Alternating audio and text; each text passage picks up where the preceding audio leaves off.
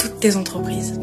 Proverbe 16 au verset 3 nous dit « Recommande à l'Éternel tes œuvres et tes projets réussiront ». Mettre Dieu avant un projet, c'est l'inclure dans le projet.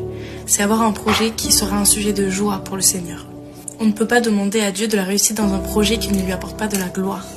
Tu ne peux pas demander à Dieu un mariage dans lequel il n'est pas au centre et qu'il ne glorifie pas. Tu ne peux pas lui demander de la réussite dans un travail et de la richesse dans un travail qui le dessert complètement. C'est pour cela qu'il est très important d'être sensible à l'esprit et de marcher selon l'esprit, parce que comme ça il va pouvoir te guider vers les bons projets et te dire si les projets que tu as en tête c'est des projets que le Seigneur a pour toi ou si tu dois complètement laisser tomber. Il est dit dans Jérémie chapitre 29 au verset 11 « Car je connais les projets que j'ai formés sur vous, dit l'Éternel, projets de paix et non de malheur, afin de vous donner un avenir et de l'espérance. » Dieu a des projets pour toi, il ne t'a pas oublié. Alors aie l'assurance qu'il n'échouera pas et place ta confiance en notre Seigneur.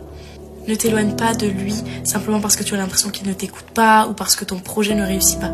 Parce que si ce projet a échoué, c'est parce que peut-être que Dieu a mieux pour toi.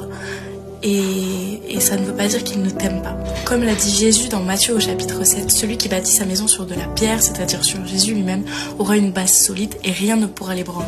Mais si celui qui bâtit sa maison sur le sable, c'est-à-dire sur le monde ou sur lui-même, à la moindre difficulté, au moindre coup de vent, il s'effondrera.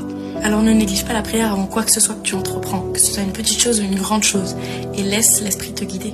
Les projets que l'Éternel a pour ta vie sont parfaits. Son plan pour ta vie est parfait.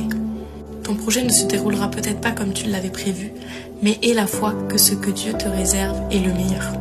Médite cette parole, que Dieu te bénisse. Amen.